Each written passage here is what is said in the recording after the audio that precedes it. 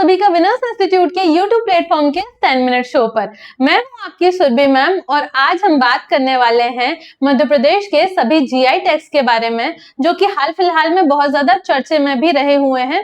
और आपके एग्जाम्स में बच्चे ध्यान में रखिएगा कि एक ना एक क्वेश्चन 100% है कि आना ही आना है, चाहे आप एमपी कांस्टेबल की तैयारी कर रहे हो, बैंक की तैयारी कर रहे हो, एसएससी रेलवे की तैयारी कर रहे हो या व्यापम के किसी भी तरीके के एग्जाम की तैयारी करते हो। बच्चे ये एक कॉमन टॉपिक है जिससे आपको क्वेश्चन देखने को जरूर मिलने वाला है, तो वीडियो के अंत तक जरूर बने रहिएगा। चलिए शुरुआत कर देते हैं। सबसे पहले हम जानेंगे कि जीआई टैग क्या होता है। तो ध्यान में रखिएगा, इसका फुल फॉर्म है ज्योग्राफिकल इंडिकेशन। ठीक है, अब क्या होता है, ये कौन देता है, ये तो ध्यान में रखिएगा, ये जीआई रजिस्ट्री के द्वारा दिया जाता है। और जीआई रजिस्ट्री, ध्यान में रखिएगा इस चीज को कि ये चेन्नई में है। ठीक है, इस चीज को भी ध्यान में रखना है कि चेन्नई जीआई रजिस्ट्री के द्वारा ये प्रदान किया जाता है। क्यों मिलता है? तो ये इसलिए मिलता है कि किसी भी उत्पाद को उसकी विशेष गुणवत्ता या उसको एक मौलिक पहचान, उसको एक विशेष पहचान दिलाई जा सके, जिसकी वजह से जीआई टैग दिया जाता है। ठीक है, ताकि उसके कोई भी उत्पाद की नकल ना की जा सके। एक और चीज को आपको ध्यान में रखना है कि ये बहुत सारी अलग अलग कैटेगरीज में दिया जाता है, जैसे प्राकृतिक उत्पादों को, कृषि उत्पादों को दिया जाता है, हस्तशिल्प को दिया जाता है, या औद्योगिक उत्पाद जैसे सेव, जीरावन हो गया, इनको भी दिया जाता है। किस एक्ट के तहत दिया जाता है? तो ध्यान में रखिएगा कि 1999 के जीआई का एक्ट है जिसके तहत दिया जाता है। कब लागू हुआ है? तो ये 2003 में लागू हुआ है। इस चीज को भी आपको ध्यान में रखना है। कितने वर्षों के लिए दिया जाता है? तो ये 10 वर्षों के लिए दिया जाता है। 10 वर्षों के बाद वापस से इसको रिन्यू कराया जा सकता है। ठीक है, इन सब चीजों को आपको ध्यान में रखना है। चलिए क्वेश्चन की तरफ बढ़ जाते हैं हम। पहला क्वेश्चन आ गया आपके सामने कि मध्य प्रदेश का पहला जीआई टैग प्राप्त प्राकृतिक उत्पाद कौन सा है? तो ध्यान में रखिएगा, जो पहला जीआई टैग प्राकृतिक उत्पाद है वो है पन्ना डायमंड, और ये मध्य प्रदेश का पहला प्राकृतिक उत्पाद है जिसको जीआई टैग मिला हुआ है। तो ये आपके लिए बहुत इंपॉर्टेंट क्वेश्चन हो जाता है। पन्ना में पाया जाता है आपका क्या डायमंड पाया जाता है? अगर पूछ लिया जाए कि पन्ना में कहाँ, तो ध्यान में रखिएगा कि केन नदी के पास में मिलता है। ठीक है, केन नदी के पास में ये डायमंड्स पाए जाते हैं। और एक चीज आपको ध्यान में रखना है कि भारत का एकमात्र सक्रिय हीरा उत्पादक क्षेत्र है पन्ना, इसलिए इसकी वजह से आपके लिए और भी ज्यादा इंपॉर्टेंट हो जाता है। चलिए नेक्स्ट क्वेश्चन पर चलते हैं हम।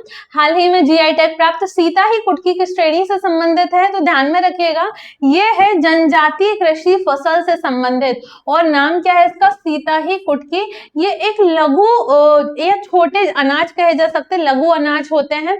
सफेद कलर का दाना होता है जिसकी वजह से इसको सीता ही कुटकी कहा जाता है। यहाँ पर नाम आपको देखने को मिल रहा है जनजातीय कृषि फसल। तो ध्यान में रखिएगा कौन सी जनजाति मूल रूप से इसको उगाती है। तो इसको ध्यान में रखिएगा कि बैगा जनजाति और गोंड। ठीक है, बैगा और गोंड के द्वारा ये उगाया जाता है। किस क्षेत्र में उगाया जाता है? तो आपके डिंडौरी क्षेत्र में उगाया जाता है। और इसके साथ साथ आपका पूरा महाकौशल वाला एरिया, जैसे बालाघाट हो गया, मंडला हो गया, अनूपपुर वाले एरिया में इसको उगाया जाता है। तो इसको ध्यान में रखिएगा। चलिए नेक्स्ट क्वेश्चन की तरफ बढ़ जाते हैं।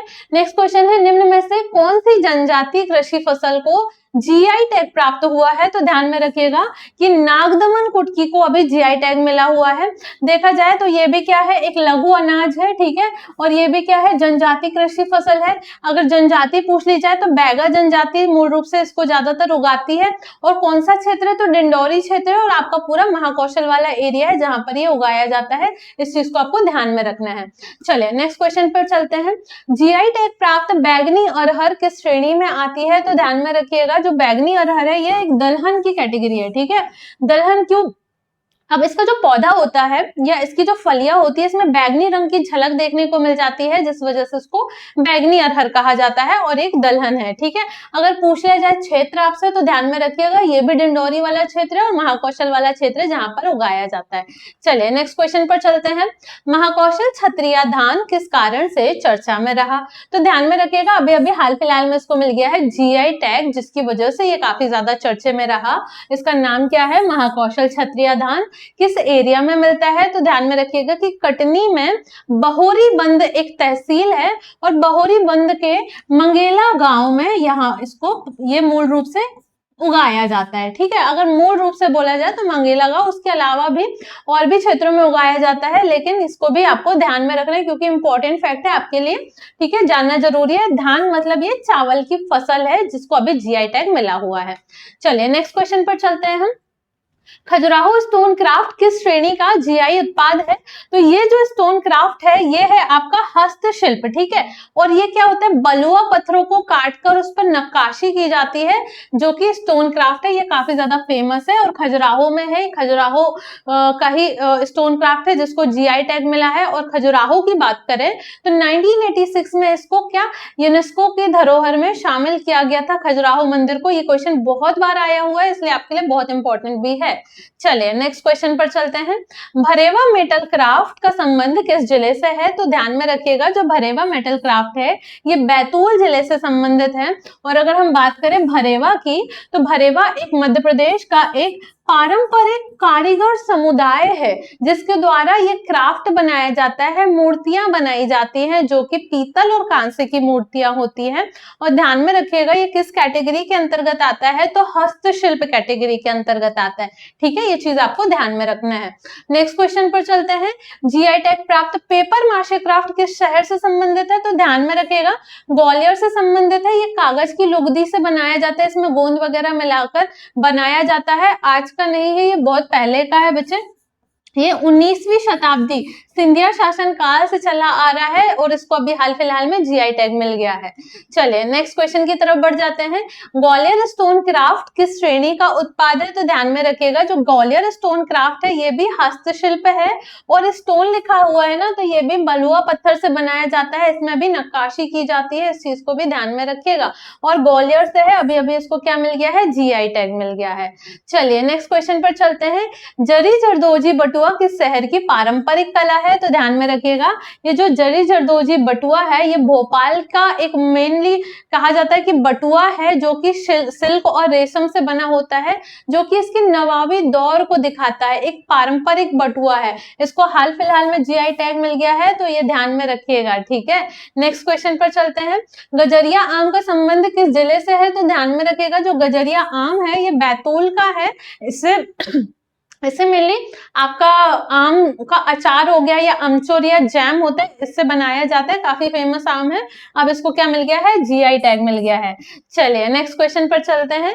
निम्न में से 2026 में किसे जीआई टैग प्राप्त हुआ है? तो इनमें से देखा जाए तो ये मालवी आलू है जिसे जीआई टैग मिला हुआ है। ये आपके इंदौर के फेमस आलू है जो आप खाते हैं, फ्रेंच फ्राइज और आपके आलू के चिप्स होते हैं। ये बहुत फेमस है ये आलू ये बनाने के लिए, क्योंकि बहुत अच्छे से बना पाते हैं। और एक और चीज ध्यान में रखने की, ये जो आलू है ये क्या करते हैं, ये काली कपास मिट्टी में उगाए जाते हैं। बहुत ही बढ़िया क्वालिटी वाइज, गुणवत्ता वाइज बहुत अच्छे आलू होते हैं जो कि बहुत फेमस है। इंदौर के साथ साथ पूरे मालवा क्षेत्र में उगाए जाते हैं, ठीक है। चलिए इनको ध्यान में रखिएगा, इनको मिल गया है जीआई टैग। नेक्स्ट है आपका मालवी गराड़ू किस क्षेत्र की प्रसिद्ध कृषि उपज है? तो इसको भी ध्यान में रखिएगा।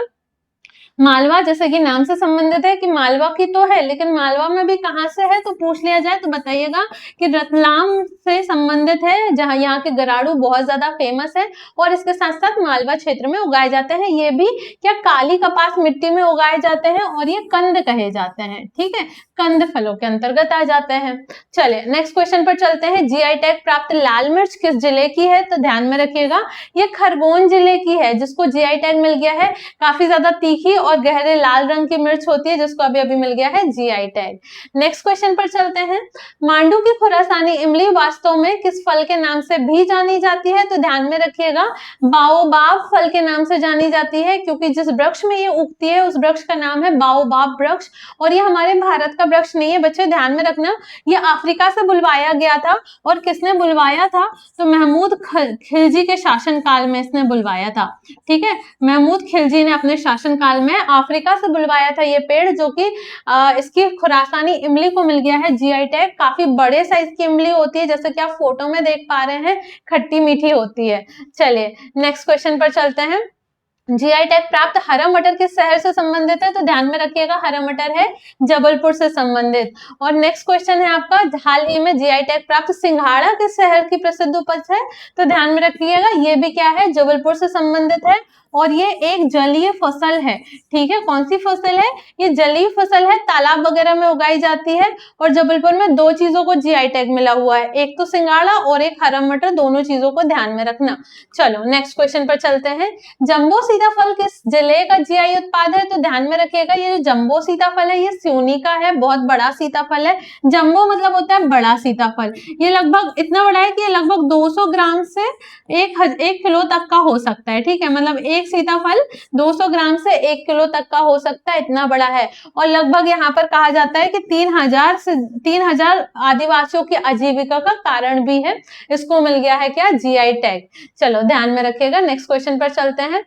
बरमान घाट बैगन किस जिले से संबंधित है? तो ध्यान में रखिएगा, बरमान घाट ये नरसिंहपुर के बैगन है जो कि बहुत ज्यादा फेमस है। इनका आकार ही लौकी के साइज का है, बहुत बड़े बैगन होते हैं, स्वाद में भी बहुत अलग होते हैं।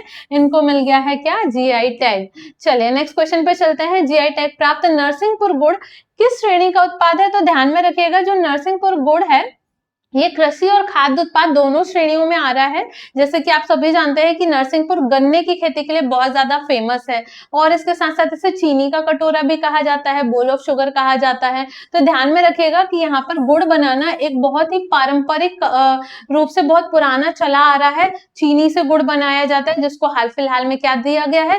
जीआई टैग मिल गया है। चलिए इस चीज को ध्यान में रखिएगा, नेक्स्ट क्वेश्चन पर चलते हैं। जीआई टैग प्राप्त कुंभराज धनिया किस जिले से संबंधित है? तो ध्यान में रखिएगा, गुना से संबंधित है कुंभराज धनिया। चलिए नेक्स्ट क्वेश्चन पर चलते हैं।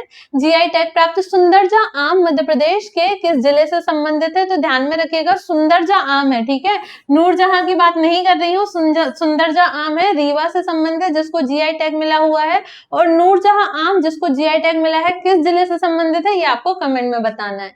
चलिए नेक्स्ट क्वेश्चन है आपका, जीआई टैग प्राप्त रियावन लहसुन किस जिले से संबंधित है? तो ध्यान में रखिएगा, रियावन लहसुन आपके रतलाम जिले से संबंधित है।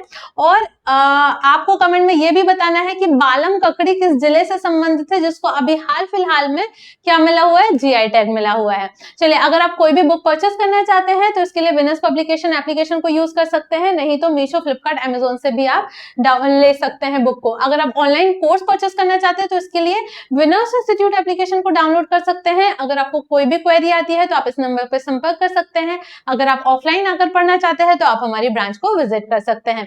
अगर आपको मेरी वीडियो पसंद आई हुई हो तो मुझे कमेंट करके जरूर बताइएगा। वीडियो को लाइक, शेयर एंड सब्सक्राइब करना मत भूलिएगा, अपने दोस्तों को भी भेजिएगा और अपने होमवर्क क्वेश्चन का जवाब जरूर दीजिएगा। कल फिर वापस से मिलेंगे नेक्स्ट सेशन पर, तब तक के लिए पढ़ते रहिए और बढ़ते रहिए। धन्यवाद।